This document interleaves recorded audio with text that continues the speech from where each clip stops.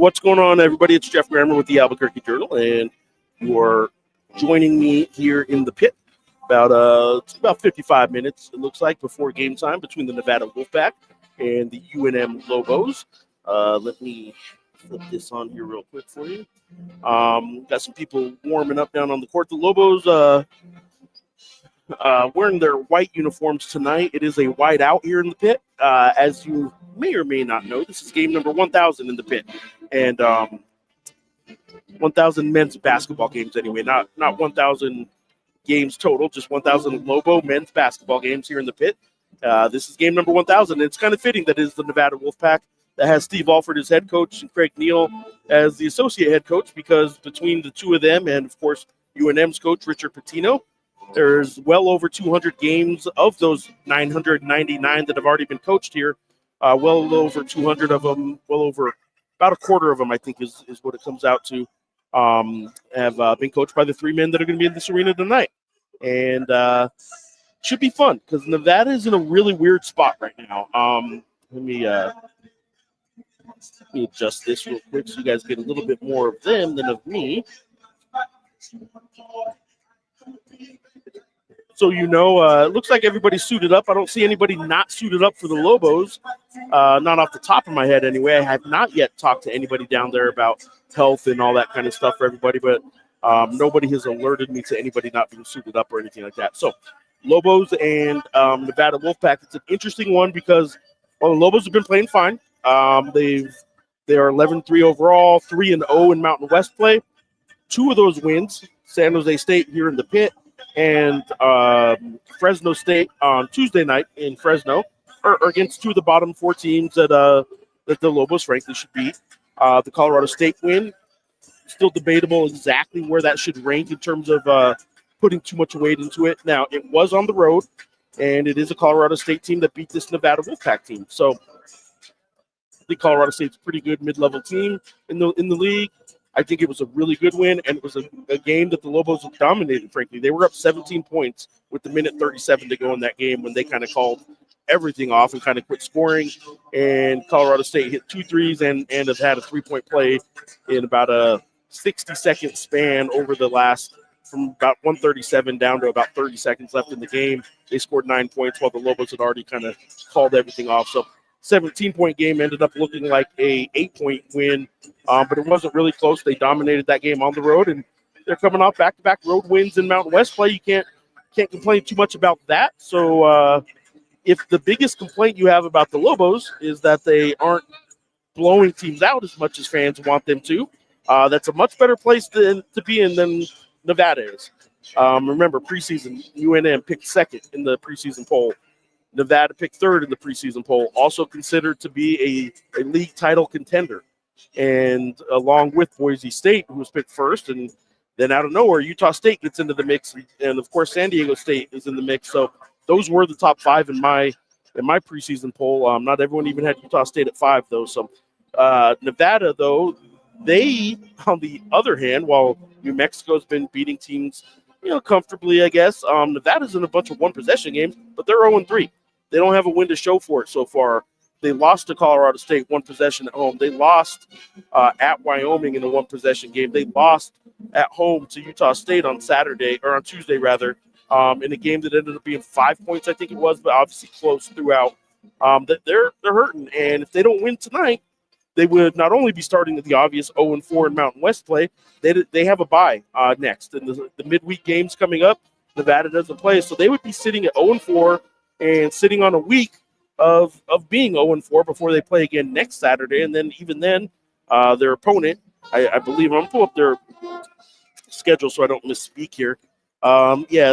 This is what Nevada's schedule looks like right now. They really could use this win tonight, because if not, they'll be 0-4. They'll have to wait a week before they go on a 3-game stretch of at Fresno State, first Air Force, first San Jose State. Yes, they should win those games. San Jose State's still up in the air as to what I kind of think about them. I think they're better than their record shows, but they also got thoroughly dominated on Tuesday, which really surprised me. But if you're telling me that Nevada starts 0-4 and then they wait a week and then they play Fresno State, Air Force, San Jose State, even if they win those games, we're talking January 22nd, they play at Utah State before we really get a chance to kind of see if Nevada might be able to break out of the funk. That's a long way into this 20-game season. So Nevada needs this one tonight. It is a 5-point spread right now, 5.5 points. UNM is favored by 5.5, and it seems about right the way the two teams are playing. Frankly, Nevada, while they've been losing and they do have that 0-3 league record, it has been one possession games. It's been close. New Mexico still has, when you look at computer metrics and the analytics that set things like point spreads, they still have a horrible New Mexico State loss. They still have some games that they didn't do what they need to do against really bad teams that make the computer say, wow, this team's really good. And it was lopsided like it should have been. So point spreads then start to grow. The Lobos haven't been doing that. So we are that's right. I'm getting some tweets in here now on my social media feed, and we already have a couple of people that have already found me everyone's favorite game. That's right. Everyone's favorite game, Where's Geoff Grammer, has already been won by a couple people sending pictures of me sitting here in the pit. And fans are starting to come in. The clock shows 49 minutes and ticking until game time. And right now we got really just sort of the basic kind of pregame stuff going on. You got Nevada doing their stretches with the rubber bands and stuff like that. I do not have a guest lined up for tonight. Third game in a row without a guest. That's something I got to get fixed. I thought we had something kind of set up where I was going to have somebody every game, and apparently that wasn't as set up as I thought it was. So I'm gonna have to start figuring out, start bugging some people again a little bit more about that. So let's get to your questions here real quick. Mark Fuentes, hold on one second here. Mark Fuentes on X asking if it's going to be a sellout. Nope, will not be a sellout. They might get to 14,000. But yeah, I mean, a January classes aren't in Friday night at 9 p.m. game. It's not going to be a sellout. I don't think that's as bad a thing as everybody makes it out to be, but I also look at numbers at every other arena in the entire country, and it just doesn't happen. So I think they could get to 14,000 tonight, and that would be probably one of the biggest crowds in the entire country all weekend. So it will not be a sellout tonight, is what I'm told, but it is trending towards what could end up getting to 14,000 tonight. That would be pretty good. That answers your question as well, Eddie. Juan, let me answer your question by showing you that, yes, the UNM band right up there is here tonight. The reason Juan Rodriguez on X is asking if UNM's band is here tonight. For those that don't know, after Tuesday's loss at home to Utah State, among Steve Alford's frustrations were in the fact that they lost and they did some things that, they probably, had they not done, maybe they could have had a chance to beat a really good Utah State team. But the environment, he thanked the fans over there and all that, but he was upset that there wasn't a band. He said, we're Division I school. Why we don't have a band at our game, I don't know. So a lot of people are having fun with that. Coach gets mad about there being no band, and you can guess that on social media, plenty of people are going to have some fun with that, and I imagine there will be some fun had with that by the band and by others here. I will say one of the 505 Sports Venture Foundation people that's one of the big boosters there, and that is the collector for UNM Athletics. I saw him before the game, and they are selling Dent Happens. You can see here these Dent Happens bumper stickers that for $10 they're hoping that they can get just a little bit of money raised for some Dent Happens bumper stickers, and maybe make that a thing. And they obviously got a lot of fundraising going on at all times. This is game 1,000 of men's basketball in the pit, and 1,000th Lobo men's basketball game in the pit. Juan is asking, out of the 1,000 games, how many have you personally been in attendance? It's a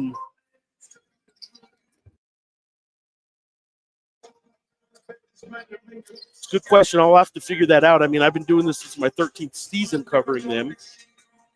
So, yeah, I mean, a couple hundred probably.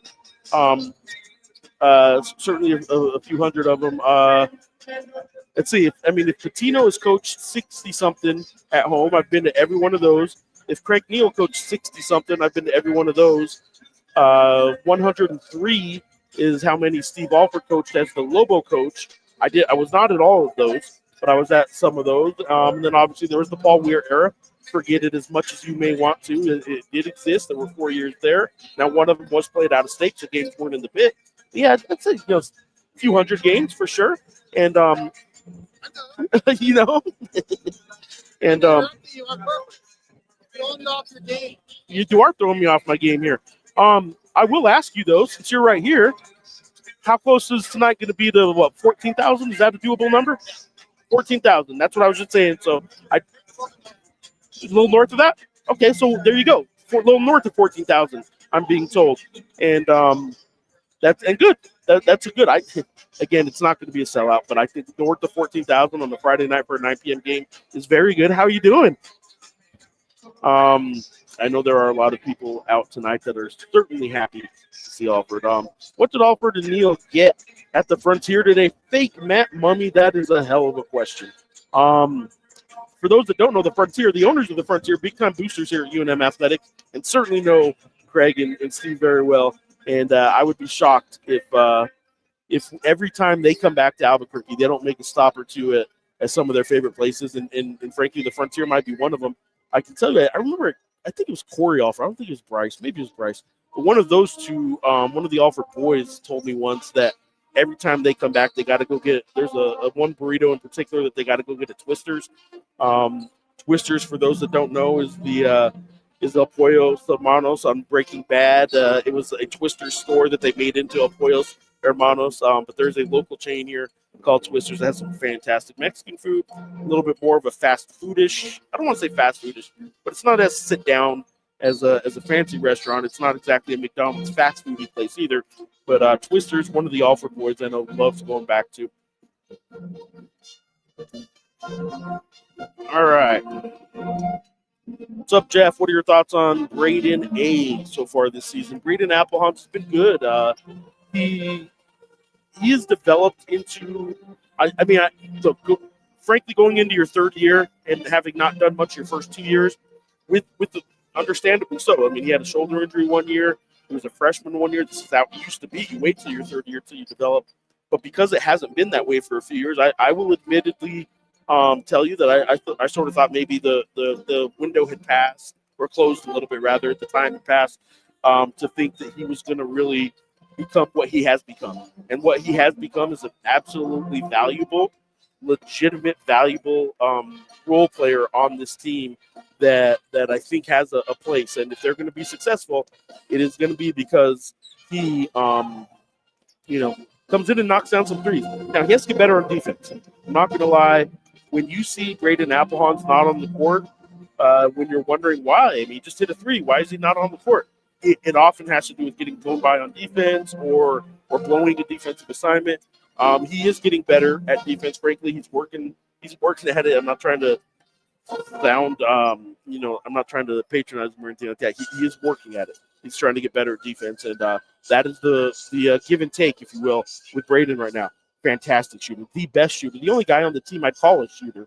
Some other guys that can hit shots, and I've said it before. There are guys that can hit three-pointers. There's only one guy on this team I call a three-point shooter, and it's Braden Applehunt. They need him, and I do think that I think he has a very valuable role on this team moving forward.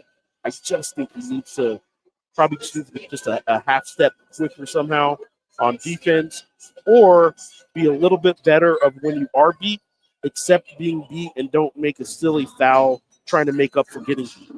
He's done that a few times, and I think it's really frustrated the coaches at times. How many Lobo dogs am I throwing down on that? I've never had a Lobo dog. I can tell you in my 13 years covering Lobo games in the pit, I've never once eaten any of the concessions here. Not once. So and they don't have food for us. I know people think we get fed up in the press room or something. UNM, other schools do. UNM does not feed the media at basketball games. I don't go to football games, but I do know they feed the media at football games at UNM pretty well. And frankly, if you want to look at the results of the two teams, maybe they should quit feeding one and start feeding the other. But reality is they do not feed. They do not feed us, and that's fine. But I also do not eat the concessions here in the pit, not because I have any reason to or not to. I just never have. No, Eddie. Is Ramon Martinez still on the Nevada staff? No, that was a few years ago, and he was not there last year either, and not there this year. So that moved on. Eric Markham's asking, the pit will be rocking tonight. Let's go Lobos. Not asking, saying, obviously, on YouTube. Eric Chavez is saying from X, I like to pack the pit with red instead of white. Yeah, I don't know how they pick the colors. I can tell you that when they do these themes, these color themes, they frankly have not been very successful. They've done a stripe out a couple times and lost. They did finally do a stripe out. I think last year's San Diego State game that they won, they ended up winning. That might have been the first color scheme kind of game that they won. I think they did a whiteout against UNLV one year, sold it out, lost. They did some another whiteout. I think they lost 2 whiteout games in a row.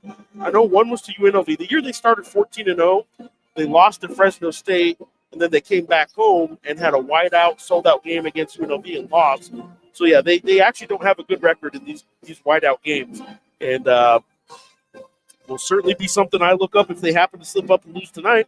I will ask once again, why do you guys keep doing these? CJ Nolan and MCL played so good last game. I hope that trends. It makes it really hard to beat. I do think the Lobos at their best, I would say, have 6, maybe 7 guys that can put up 15 in a game, right? They've had 6 guys actually reach 20 in a game so far this year, which is very impressive. But yeah, I'd say they got 7 deep that on any given night you shouldn't be entirely shocked if they put up 15. That includes Braden, and then because of his outside shooting, so yeah, they can come at you in a lot of different ways. Obviously, their starters need to be consistent, and that means Donovan, Nelly, and Mustafa, I would say.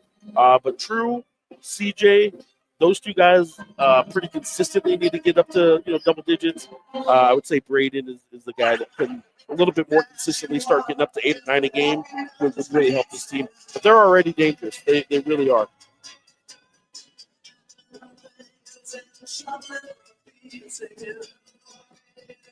Nothing says New Mexico more than knowing everyone will show up, but they won't be wearing the appropriate clothing. That is from Mark Fuentes on YouTube. Take this for what it's worth. I do know there are some fans that voiced their little bit of frustration earlier today on social media that they did not know far enough in advance that this was game 1000 in the pit. That they did not know there was a promotions page on UNM's Go Lobos website. They don't feel that this was marketed very well or communicated very well, that A, it was a wideout, or B, it was game number 1000 in the pit. So maybe some of that is to blame here. If they're not marketing it well to everybody, remember, not everybody is, unfortunately, not everybody follows me on social media. Not everybody subscribes to the journal. Let me turn this over here so you can at least see some Nevada players shooting while sorry about that. And so whether or not it was marketed enough, I don't know. That's up for debate, I suppose. 36 minutes away now, 36 minutes away from tip-off in the pit. ABQJournal pregame show is going right now, and I'm just sort of kind of rolling through your questions right now. Again, I have not been told of any injuries or anything like that. The starting lineups have not been input into stat broadcast just yet. I will take a look right now and see if I can tell you who tonight's referees are. Game number 1000, men's basketball in the pit. And your game officials officially are Keith Kimball, Amy Bonner, and Vern Harris. Those are tonight's officiating crew in the pit. And now we got Frank Mercagliano here, who don't know what he said, but I don't think he knows that he was on camera there. John Romero on YouTube is saying, Jeff, always appreciate you answering all the questions asked. We need to win the game so much. I would agree, man. Like, this is a game that obviously you got to win at home anyway, period. This is a season that the Mountain West is not getting 6 teams in. You can't get away with slipping up too much. And protecting your home court's more important this year than it was last year because you're not getting 6 teams in. They need to win the games like this. And Nevada's a team that, frankly, if their struggles continue, and even if they win this game, but then they continue to struggle afterwards, their numbers aren't going to look very good at the end of the year. And it may not be a horrible loss like New Mexico State one will be, where last year's Air Force game was. But it's not going to be a great loss if you lose to a Nevada team that is struggling the way they have been if they don't turn it around. So,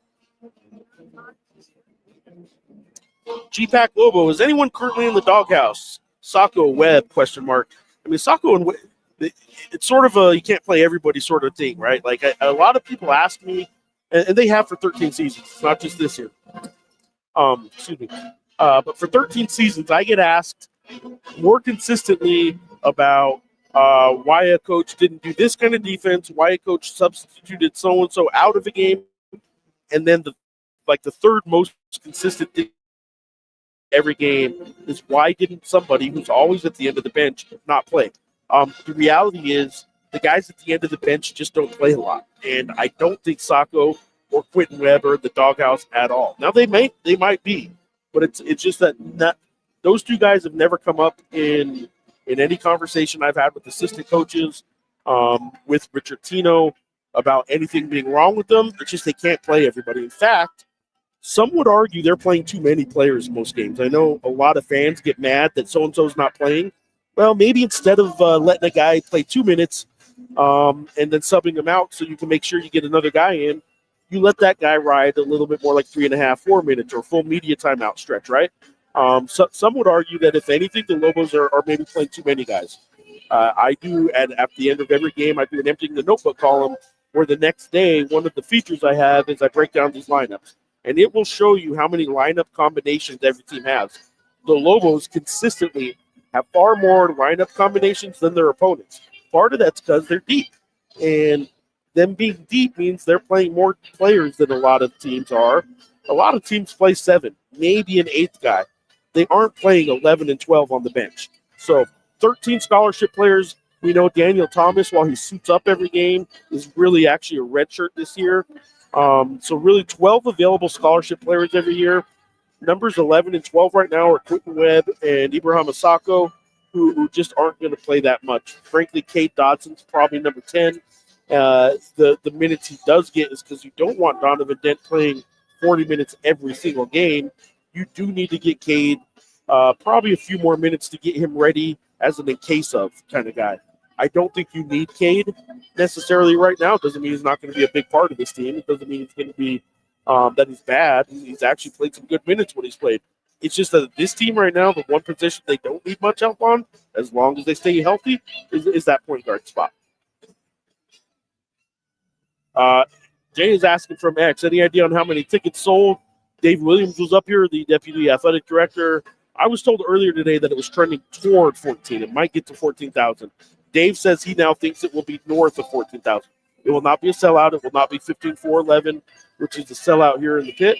Yeah, I mean, if you're getting on a Friday night at 9 p.m. start on a Friday night when school's out, if you're getting 14,000, that's a hell of a game. You're not going to see many games like that around college basketball this weekend.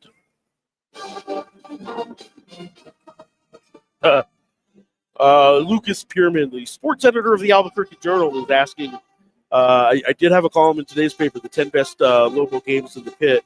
Again, with the heavy lean on Ed Johnson, former staff writer at the Journal, already kind of getting me a head start on about 4 or 5 of those games.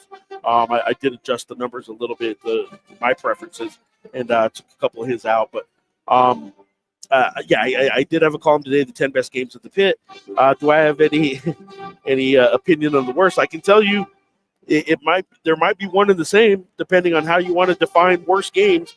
The 25-point Nevada comeback against the Lobos, you take rooting interest out of it. It was one of the best things I've ever seen in college basketball.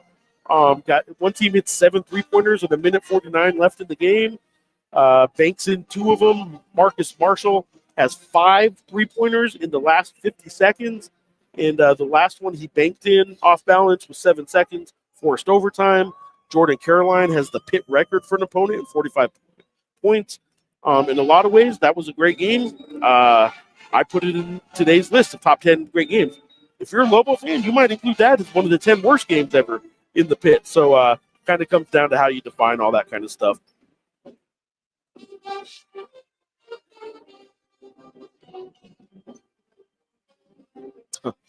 Jimmy H on YouTube is saying, I'm not so sure that a wideout game is such a good idea for tonight. Alfred's hair is going to stand out like a glow-in-the-dark Ken doll. That is our first. Jimmy H, you do win for first Alfred hair reference of the night. So there you go. Good for you. Yes, sir. Absolutely. I will answer as best I can all these questions here. Cubs World Series champs. How do you think the environment is going to be tonight? 1,000th game, Steve Alford in the building. It's going to be a wild night. It feels like a must win. Must win in that I just don't think the Mountain West is going to help too many teams get into the NCAA tournament this year like it did last year. I think the Mountain West could be a 3-bid league, probably a 2-bid league. I don't think it's a 1-bid league. I do still think they get 2, maybe 3 teams in. And considering there's still 4, maybe you could argue 5 teams in the mix for who those top 3 will be, you can't slip up at home. You can't slip up a game like this at home. This is a Nevada team that's 0-3 in league play. You just can't slip up against teams that are 0-3 in league play on your home court. So must win, probably pushing it a little bit, but it's sort of I am the beholder, right? Like if you want to call this a must win, depending on what you consider a must win, this could be right up there. But point is, it's an important game. I would agree with that. All right, Juan, I will try and take a stab at this. Juan Rodriguez is asking, UNM wins if. A couple little nuggets that I want to throw out. Statistical strengths versus weaknesses kind of nuggets. Nevada is top 10 in the country in three-point shooting percentage. They are ranked well over 40% from three. The weird thing about that is they actually don't shoot a ton of them, though. While they are one of the 10 best in the country at percentage, they're not getting a high volume of their scoring from the three-point line. It seems like they could do that a little more, and as we know, teams come into the pit seem to do that a lot. That weakness on the other side of the court is the Lobos are ranked well beyond 230, 240, something like that in the country at opponents through.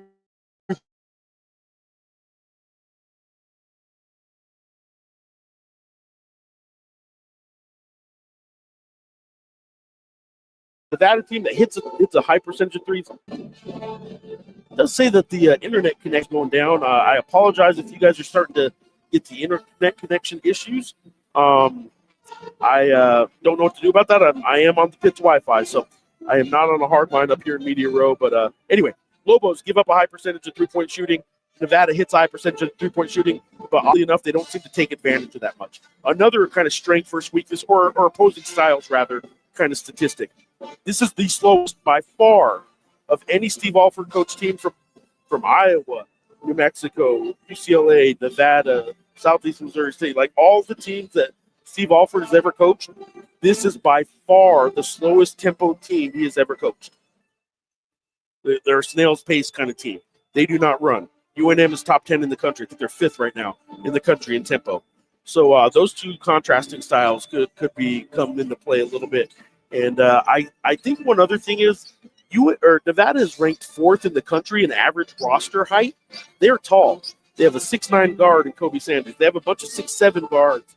They are tall. They only have one small guard, and they're ranked 4th out of 364 teams in average roster height. Sounds good, right? That's the old San Diego State model. You want a bunch of big guards. Well, if you look at who's been killing Nevada all year, in their last 3 games, they've had a 6'3" or shorter guard go for like 18, 16, 20. I think Kyron Williams for Colorado State had like a 20-point game against them, something like that. They're getting just torched by short guards, and it sounds great when you have a bunch of tall guards, but if they're just a bunch of tall players playing guard, which maybe is what Nevada has this year, this is not a Jared Lucas and Keenan Blackshear type team this year. Kobe Sanders is not showing the consistency on both ends of the court that maybe a Keenan Blackshear did as a tall point guard. Then you're going to have problems. Small guards have been frankly giving it to Nevada pretty good, and maybe as weird as it sounds in basketball, maybe Nevada got too big.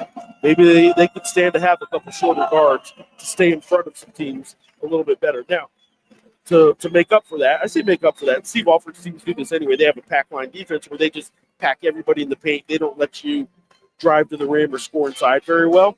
Well, they kind of have to do that this year because all these tall guards aren't doing very well staying in front of the guards on the perimeter anyway. So you better hope that everybody's contributing to stopping these driving guards that are just blowing by them. So, all right. Jimmy H with the high-level contribution here of those in Nevada warm-ups look stupid.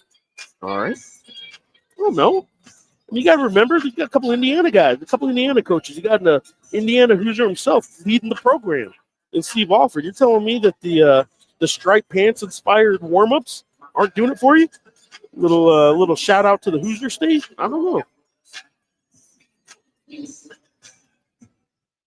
All right, Martin Luzon Jr. is shouting out Sadie Salsa. That might be a reply to something that I didn't get, or maybe it was an ad. I don't know what that is in reference to, Martin, but I'm all for Sadie Salsa. There we go.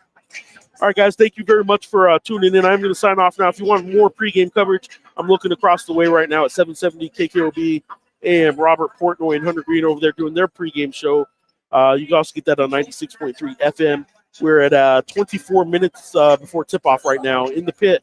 Game 1000, men's basketball, Lobo men's basketball game in the pit is tonight. It is the 3-0 UNM Lobos versus the 0-3 Nevada Wolfpack, coached by Steve Alford and Craig Neal.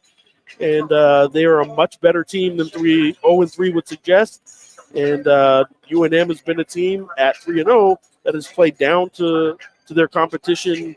They've been playing with their food a little bit. They probably need to get a little bit better at letting a 15-point lead turn into a 20-point lead rather than just sort of coasting and letting a team hang around a little bit more. So appreciate you guys. Thank you, Eric. Thank you all for tuning in. Tune into our coverage tonight online for a quick game coverage. It will not be in print for tomorrow morning because of the late start. Game story will be online, abqjournal.com/sports. It'll get you there one step quicker. We'll have photos. We'll have game coverage. We'll have post-game video. And, of course, tomorrow morning and the morning after every regular season Mountain West game, you will get emptying the notebook from me, and we'll be there. Lobos favored by 5.5, 23 minutes from tip-off. Once again, thank you guys for tuning in. I will show one more before we go. Flip the script to say Lobos by 1,000,000. I do not agree with Lobos by 1,000,000, but I will be posting my pick here shortly online, and I am leaning Lobos. Hate to break it to you guys, especially with the way my picks have been going, but I am leaning Lobos right now. Thanks for tuning in, guys.